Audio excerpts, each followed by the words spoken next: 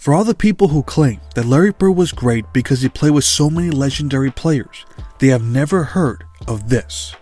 What would happen if this supposed super team lost its best player? That question was answered in the 1988-89 season. He only played 6 games. With the untrained eye, this is a throwaway season. In reality, this explains perfectly what made Larry Bird so iconic. Even while sitting on the sidelines, he was building his case as one of the greatest players of all time. But first, we must understand at what level he was playing in the prior year. He had the finest offensive season of his career. He averaged 29.9 points on 53% shooting, 9.3 rebounds, 6.1 assists, and 1.6 steals per game. That was his career high in points and field goal percentage. On top of that, he averaged 41% from the 3 and 92% from the free throw. He reached the 50-40-90 club, which is reserved for the most elite shooters. What makes that accomplishment even more impressive is that he currently has the second highest points per game average from any player with those shooting numbers. The only player who did better was Steph Curry in his legendary 2016 season. He accomplished all of this in his 9th season. For most players, this is where they start declining, but he was somehow getting better. Thanks to his extraordinary play, the Celtics finished with the second best record in the NBA. They won 57 games. They were first in offensive rating, field goal percentage, 3-point field goal percentage, simple rating system, and net rating. They also finished third in points per game. This is the value that Larry brought to this team. In the playoffs, he continued to elevate his play. Everyone remembers when he battled Dominique Wilkins in Game 7 of the semifinals. In the fourth quarter, he scored 20 points on 90% shooting. They reached the conference finals and eventually lost to the Pistons in 6 games. Although Celtics fans were growing accustomed to watching their team reach the finals year after year, it wasn't a bad way to end their season. As we transition to the 1988-89 season, one significant change was in store for this team. Casey Jones retired as head coach. He played an important role in Boston, winning the 1984 and 1986 titles. The good news is that Jimmy Rogers was going to take the job. He was the assistant coach since Bird was a rookie in 1980. He knew this team very well. There was no reason to believe that the Celtics wouldn't continue being one of the top title contenders. It's true, this championship core was aging. Sure, they had to battle through injuries, but they still found themselves 2 victories away from reaching the finals. They were just too good. That was a general consensus after they played the Knicks in the season opener. Robert Parrish had a 20-20 game. Kevin McHale had 25 points on 52% shooting, and Larry Bird picked up where he left off. He had 29 points on 52% shooting. They beat the Knicks in an overtime thriller. But after this victory, something seemed off. They lost 4 straight games. It was the worst start that this team had ever had. The worst part is that Larry Bird was not playing like himself. Against the Milwaukee Bucks, he played only 22 minutes and scored 12 points on 32% shooting. He was playing through a sore Achilles tendon, and his body was a ticking time bomb. In the following game against the Miami Heat, his body officially broke down. In the second quarter, he went on a fast break and scored an easy layup. That was when everything exploded. He came out of the game and never came back that season. 4 days after that game, he had bone spurs removed from the back of both heels. This was the cause of playing through a bad back for all those years. He even had to alter his running style, and the pain radiated down to his feet. He explained in that season just how bad the injury was. The spurs were covering 40% of my heel, and Wow. they went and took them out. So they were a little bit bigger than we anticipated. They were rubbing on the Achilles tendon. Yeah, they were sitting behind the Achilles, and my left one broke off, and it was just laying in there inside the tendon. But my right one was hooked on, and it was causing more problems because I was getting inflammation down there and it was swelling up, and was just putting pressure on the Achilles. After successful surgery, it was believed that he would be out for at least 3 months. But we all know there was no way he would return that quickly. He was going to need a full year to recover, and that's exactly what happened. The question is, how would this team respond? This is the moment that the Larry Bird detractors have been waiting for. If he truly relied on his teammates to win all those championships, then the Celtics should continue their winning ways. After all, the rest of his star teammates were healthy that season. McHale missed 4 games, Parrish missed 2 games, Dennis Johnson missed 10 games, and Reggie Lewis missed 1 game. Again, this is the same core that won 57 games the previous year.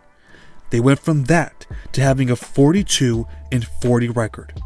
They went from having the second best record in the league to the 15th best. They went from being the number 1 offense in the NBA to a team that finished 8th in offensive rating and 10th in points per game. The numbers say that they were just an average team and they barely made the playoffs. They didn't clinch the 8th seed until the final game of the season. What were the problems with the Celtics? The first one is that they were terrible on the road. They only won 10 games and they didn't beat a single team that had a winning record. The next problem is that they couldn't win games that went down to the wire. People forget that the Celtics benefited so much from having one of the game's greatest closers. Without having that luxury, 9 of their defeats came by a margin of 5 points or less. Then we have how their offense looked without one of the greatest passers and shooters ever. Their offense ran through McHale and Parrish. They walked the ball down the court, threw it in the post, and went from there.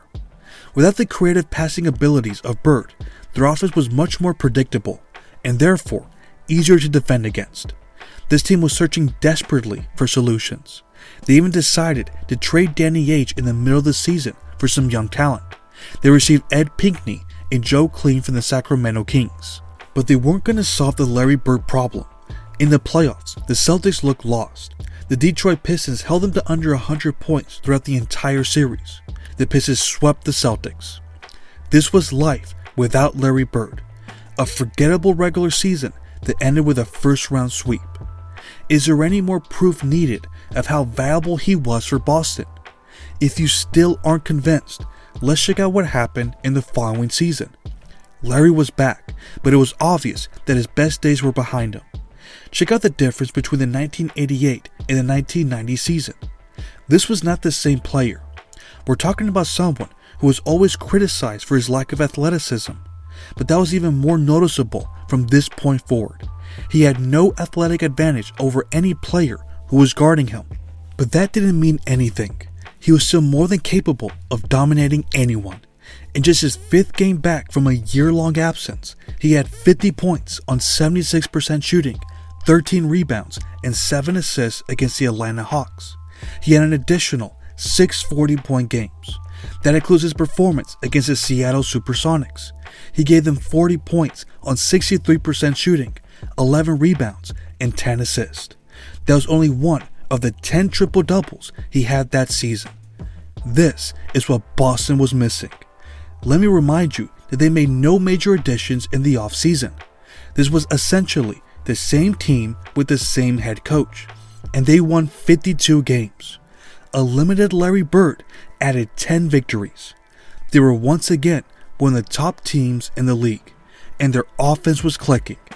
This is what they were able to accomplish against the New York Knicks in the first round. In Game 2, they scored 157 points. They still hold the record for the most points scored in a playoff game. This is where we get to appreciate the greatness of Bird even more.